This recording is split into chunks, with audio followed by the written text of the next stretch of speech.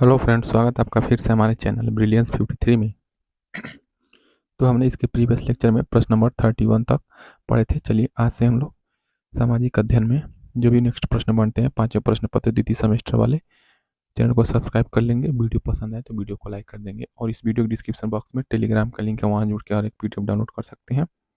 चलिए शुरू करते हैं। 2 नंबर में आता है लघु उत्तरीय आपका। तो देखिए प्रश्न नंबर 32 है राजन सीरीज में। देखिए सीरीज खत्म होने के बाद अगर आप कहेंगे तो अलग से मैं एक एक मैराथन का वीडियो ला दूंगा, जिसमें सारे बहुविकल्पी, सारे अति लघु उत्तरीय और सारे लघु उत्तरीय हो जाएंगे। तो उपभोक्ता के अधिकार और कर्तव्य बताइए। उपभोक्ता मतलब जो वस्तुओं एवं सेवाओं को खरीदता है, ग्राहक। तो उपभोक्ता के अधिकार और कर्तव्य बताइए। तो उपभोक्ता के अधिकार क्या है तथा कर्तव्य क्या है। अगर आप एक ग्राहक के रूप में किसी दुकान पे जाकर के कुछ खरीदते हैं तो आपके उस दुकान के ऊपर क्या अधिकार है और क्या कर्तव्य है। तो देखिए, आपको पैसा दे रहे हैं तो आपको क्या मिलनी चाहिए? सुरक्षित सामग्री का अधिकार। आपके पास ये अधिकार है कि आप सुरक्षित सामग्री लें। तो किसी भी उपभोक्ता को यह अधिकार है कि वह सुरक्षित सामग्री ही खरीदे।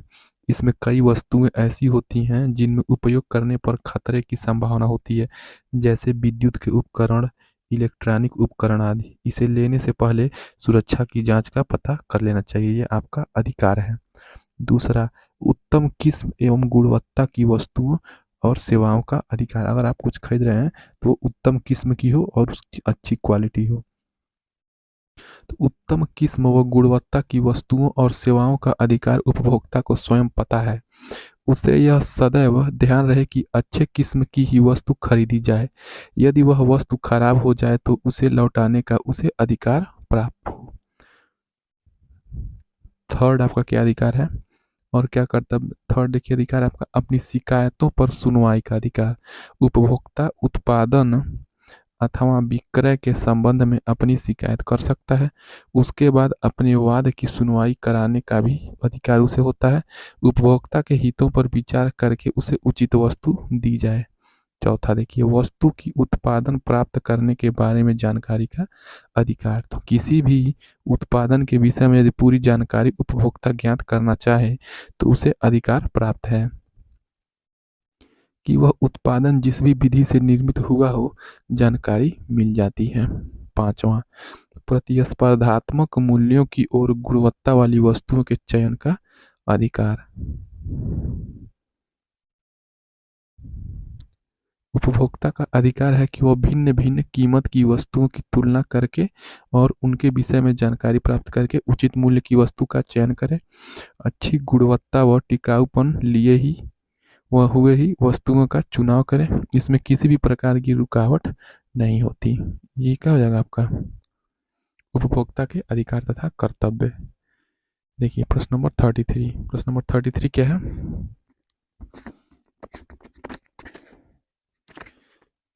विकसित अर्थव्यवस्था और विकासशील अर्थव्यवस्था से आप क्या समझते हैं? तो टेलीग्राम जुड़ के आप लोग पीडीएफ इसका डाउनलोड कर सकते हैं।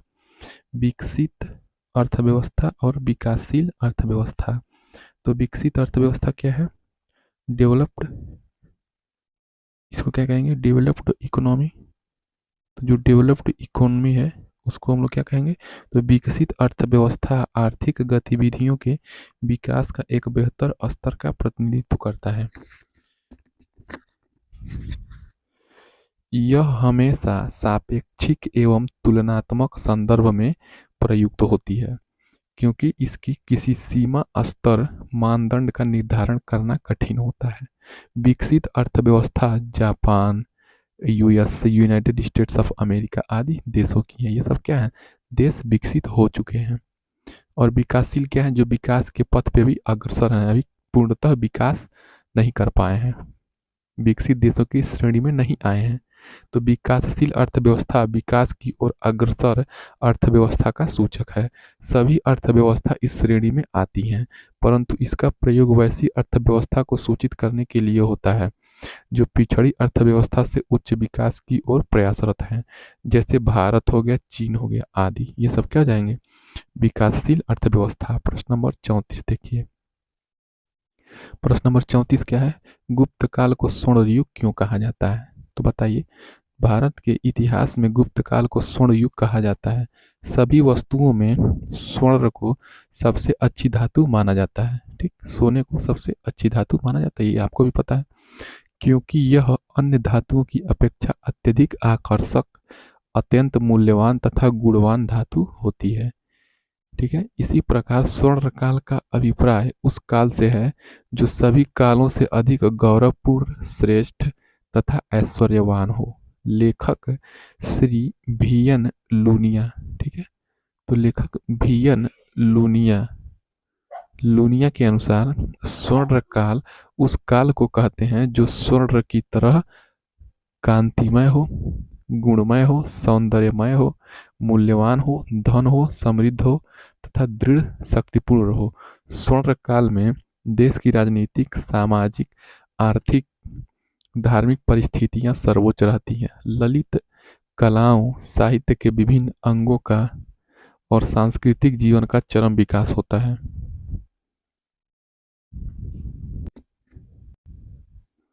देखिए, वीएन लूनिया के अनुसार ये हमने पढ़ लिया, सांस्कृतिक जीवन का चरम विकास होता है। इसी को हम लोग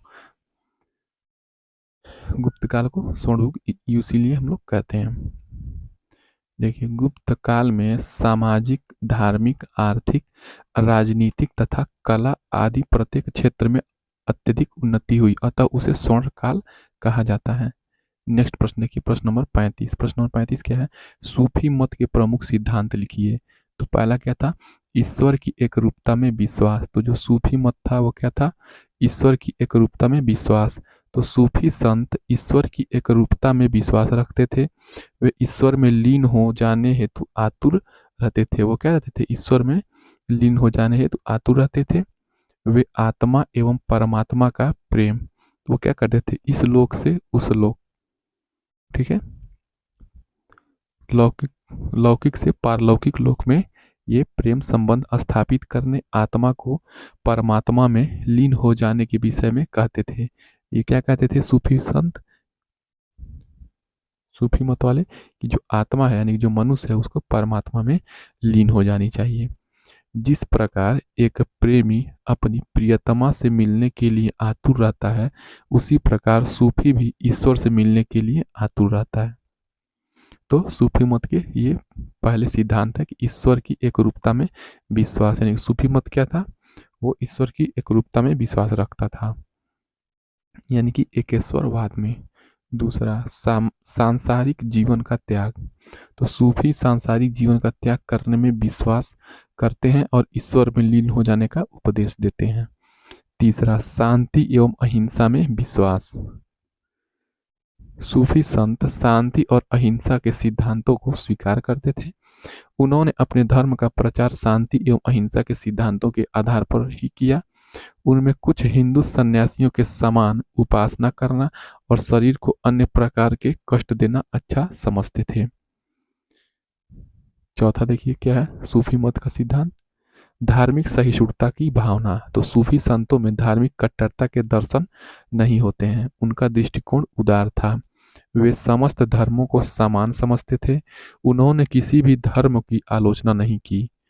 जो सूफी मत थे वो किसी भी धर्म का बुराई नहीं करते थे। और सूफी संतों ने इस्लामिक कट्टरता को कम करके हिंदुओं तथा मुसलमानों को एक दूसरे के निकट लाने का प्रयास किया। पांचवा क्या था? मानव के प्रति प्रेम की भावना। सूफियों को मानव के प्रति प्रेम उत्पन्न करने में अगाध श्रद्धा थी। वह प्रत्येक मानव मात्र के प्रेम में ईश्वरीय तत्व का दर्शन करता था। नेक्स्ट क्या है 6 नंबर? इस्लाम धर्म का प्रचार प्रसार। तो सूफियों ने भारत में इस्लाम धर्म का प्रचार प्रसार करने हेतु जन साधारण की भाषा में उपदेश देना शुरू किया। यद्यपि उन्होंने अपने को इस्लाम धर्म से अलग करने का बहाना किया, किंतु वास्तविकता यह थी कि उन्होंने शांति और अहिंसा के तरीके से हिंदुओं को मुसलमान बनाने का प्रयास किया। ठीक है, ये इस्लाम धर्म का प्रचार प्रसार सूफी मत का ये विश्वास था। देखिए सूफी मत के प्रमुख सिद्धांत। नेक्स्ट प्रश्न देखिए, प्रश्न नंबर 36। प्रश्न नंबर 36 क्या है? कालिदास कौन थे? इनके द्वारा लिखित ग्रंथों का उल्लेख कीजिए। तो कालिदास कौन थे? देखिए, तो चंद्रगुप्त द्वितीय के दरबार में नवरत्न संरक्षण पाते थे। तो जो चंद्रगुप्त द्वितीय था मौर्य काल में, उसमें उसके दरबार में जो नवरत्नों का समूह था वो संरक्षण पाते थे। इन नवरत्नों में कालिदास सर्वाधिक विद्वान थे। कालिदास के लिखे हुए 7 ग्रंथ माने जाते हैं: कुमार संभव तथा रघुवंश। ये क्या है? महाकाव्य है। तो कुमार संभव हुआ और रघुवंश, ये आपका महाकाव्य है। अभिज्ञान शाकुंतलम, विक्रमोर्वशीयम, मालविकाग्नि मित्रम, ये क्या है? नाटक है। मेघदूत तथा ऋतु संहार, ये क्या है? गीति काव्य है। तो याद रखेंगे, मेघदूत तथा ऋतु संहार ये गीति काव्य है। इनके अलावा अन्य कई ग्रंथ भी कालिदास के लिखे हुए बताए जाते हैं, किंतु उनके विषय में निश्चय पूर्वक कुछ भी नहीं कहा जा सकता। रामायण एवं महाभारत के महाकाव्यों की जिस काव्य परंपरा की शुरुआत हो चुकी थी, कालिदास की लेखनी ने उसे चरमोत्कर्ष पर पहुंचा दिया। रघुवंश में रघु की दिग्विजयों का वर्णन है। इस नाटक के द्वारा कालिदास ने भारत की राजनीतिक एवं सांस्कृतिक एकता का आदर्श हमारे सामने रखा है और साथ ही साथ आदर्श राजा के लक्षण भी बताए हैं। कुछ विद्वानों का मत है कि रघु की विजयों द्वारा कालिदास ने चंद्रगुप्त द्वितीय की ओर संकेत किया है। कुमार संभव में कार्तिकेय की जन्म की गाथा है। जो कुमार संभव है उसमें क्या है? कार्तिकेय की जन्म की गाथा है। संपूर्ण ग्रंथ श्रृंगार रस से ओतप्रोत है, यानी कि उसी से क्या है? एकदम भरा हुआ है। अभिज्ञान शाकुंतलम में दुष्यंत एवं शकुंतला की अमर प्रेम कहानी वर्णित है। तो जो अभिज्ञान शाकुंतलम है उसमें क्या है? जो दुष्यंत थे, राजा दुष्यंत और शकुंतला की अमर प्रेम कहानी वर्णित है। इसको लिखकर कालिदास ने प्राचीन आर्यों के सरल, साहसी एवं सभ्य जीवन के आदर्शों को अमर कर दिया और भारतीयों को अपने उस पूर्वज भरत की याद दिलाई जो बचपन के खेलों क्या करते थे? शेर के दांत गिना करता था। ठीक है, जो भरत थे वो क्या, जिनके नाम पे हमारे भारत का नाम पड़ा, वो शेर के दांत गिना करता था। इस नाटक में करुणा और माधुर्य कूट कूट कर भरा है। विश्व के सभी विद्वानों ने उसकी भूरी भूरी प्रशंसा की। केवल इसी को लिखकर कालिदास अमर हो सकते थे। मेघदूत एक अनुपम गीति काव्य है। तो मेघदूत क्या है? एक अनुपम गीति काव्य है, यानी कि गाने योग्य काव्य है, यानी कि सॉन्ग के रूप में इसको हम लोग गा सकते हैं। इसी को गीति काव्य कहा जाता है। एक निर्वाचित यक्ष अपनी प्रेयसी के पास अपने जीवित रहने का संदेशा भेज रहा है। मेघदूत में उसकी एक एक पंक्ति माधुर्य एवं पद लालित्य से ओतप्रोत है। वैसे तो कालिदास के सभी ग्रंथ उच्च कोटि के हैं। तो कालिदास के जो भी ग्रंथ हैं वो उच्च कोटि के हैं। विशाख दत्त भी संभवतः इसी युग में हुए। उन्होंने मुद्रा राक्षस नामक नाटक की रचना भी की। तो कालिदास ने मुद्रा राक्षस नामक नाटक की रचना की। चाणक्य ने जिस तरह नंद वंश का नाश करके चंद्रगुप्त मौर्य को मगध के सिंहासन पर प्रतिष्ठित किया, उसका इस नाटक में सुंदर चित्रण किया गया है। विशाख दत्त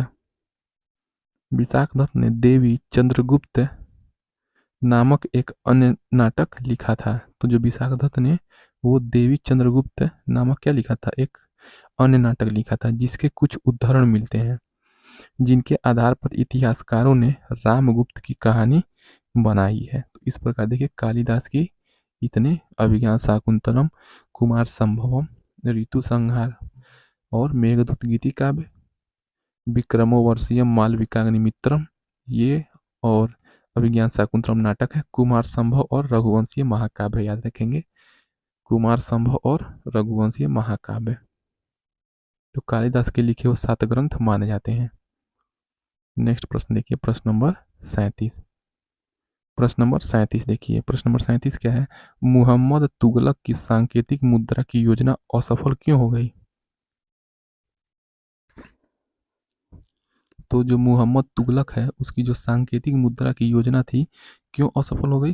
पहला, बरनी के कथनानुसार, तो जो बरनी लेखक थे उनके कथनानुसार सुल्तान मुहम्मद तुगलक की यह योजना राज्य के लिए बहुत नुकसानदायक सिद्ध हुई।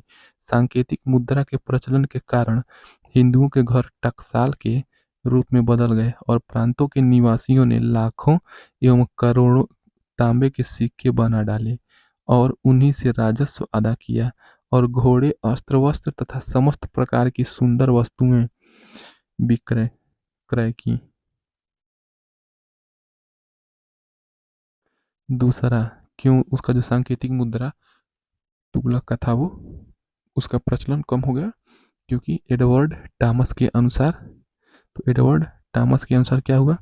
इसका कारण यह था कि सुल्तान की टकसाल में काम करने वाले अधिकारियों ने बिल्कुल उन्हीं उपकरणों से कार्य किया जिनसे साधारण कारीगर करते थे और उन्होंने सिक्कों को बनाने हेतु एक ऐसी धातु का प्रयोग किया जो सभी जगह सरलता से प्राप्त हो सकती थी। जब जब सबके पास वो सिक्का, जो ये सांकेतिक मुद्रा बनाने की टेक्निक रहेगी, तो क्या होगा? सब लोग नकली बना लेंगे और राजा हो जाएंगे। तो यही हुआ।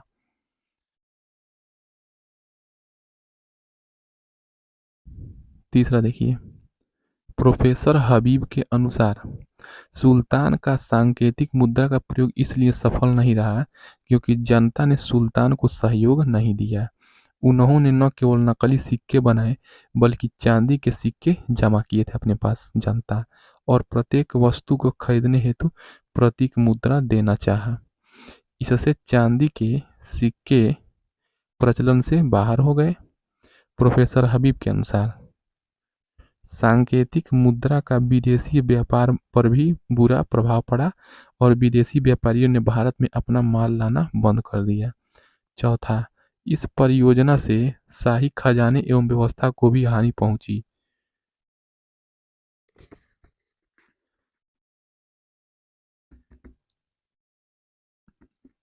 इसने शांति को भंग किया। सुल्तान ने तांबे के सिक्के के बदले सोना व चांदी के सिक्के देकर शाही खजाने को दयनीय स्थिति में पहुंचा दिया था। इसीलिए जो मुहम्मद तुगलक का सांकेतिक मुद्रा की योजना थी वो असफल हो गई। ठीक है।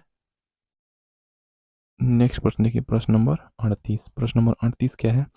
जल प्रपात क्या है, स्पष्ट कीजिए। तो जल प्रपात पहाड़ों में होते हैं। यह भूमिगत जल का बहाव है जिनको झरना भी कहा जाता है। चट्टानों के नीचे दबा हुआ पानी पहाड़ों के छिद्रों से बाहर निकलकर बहने लगता है तो वह नीचे धार के द्वार गिरता है और वह बहकर समतल अथवा घाटियों में जाकर मानव तथा पशुओं के पीने अथवा सिंचाई के काम आता है। जल प्रपात अनेक कारकों से प्रभावित होता है। इसका प्रवाह, ढाल की तीव्रता, शैल सामग्री में जल की मात्रा, चट्टानों के संगठन, जलवायु आदि कारकों पर निर्भर होता है। CFS, ठीक है, जो CFS शार्प नामक के भूगोलवेत्ता हैं, इनको 4 वर्गों में विभाजित किया है। तो जल प्रपात को CFS शार्प ने 4 भागों में विभाजित किया है। मंद गति वाला जलप्रपात, दूसरा त्वरित गति वाला जलप्रपात यानी कि जो धीरे धीरे स्लो रहेगा वो वाला जलप्रपात, और त्वरित यानी थोड़ा सा हमेशा एक्टिव रहे, तेज रहे थोड़ा सा, त्वरित, अति त्वरित गति वाला जलप्रपात, और चौथा अवतलन। तो 4 प्रकार के जलप्रपात उन्होंने विभाजित किया था। अवतलन। प्रश्न नंबर 39 देखिए, भूमिगत जल का क्या महत्व है? तो ग्राउंड वाटर। तो देखिए, जो ग्राउंड वाटर है उसी से आप लोग क्या करते हैं, पानी पीते हैं, और जो मानव की आवश्यकताएं हैं जल को लेकर के उसी से पूरी होती है, ग्राउंड वाटर। तो इसका क्या महत्व आप लोग बना करके भी लिख सकते हैं। तो भूमिगत जल उस जल को कहते हैं जो धरती के नीचे होता है। अतः जिस पानी को जमीन सोख लेती है वह पानी जमीन के नीचे चला जाता है, उसे भूमिगत जल कहते हैं। जल का कुल अनुमानित भंडार 432 घन किमी है। कितना है? 432 किलोमीटर का क्यूब है। इस जल का उपयोग कुओं में होता है, नलकूपों के द्वारा निकालकर सिंचाई तथा पानी के लिए किया जाता है। आपके पास इतना ही पानी है जो आपको दैनिक दिनचर्या या खेती बाड़ी में इसका प्रयोग कर सकते हैं। जिस दिन ये खत्म हुआ आपको शुद्ध पानी मिलना बंद हो जाएगा। कितना? तो 432 किलोमीटर क्यूब घन। तो चलिए हम लोग नेक्स्ट प्रश्न पढ़ेंगे नेक्स्ट वीडियो से। ये मोहम्मद बिन तुगलक ने अपने शासनकाल में कौन कौन सी योजनाएं लागू की? तो मोहम्मद बिन तुगलक के बारे में पढ़ेंगे हम लोग। चैनल को सब्सक्राइब कर दीजिए, टेलीग्राम से जुड़ जाइए, ऑल वाले बेल आइकन पे प्रेस कर दीजिए। मिलते हैं नेक्स्ट वीडियो में। जय हिंद।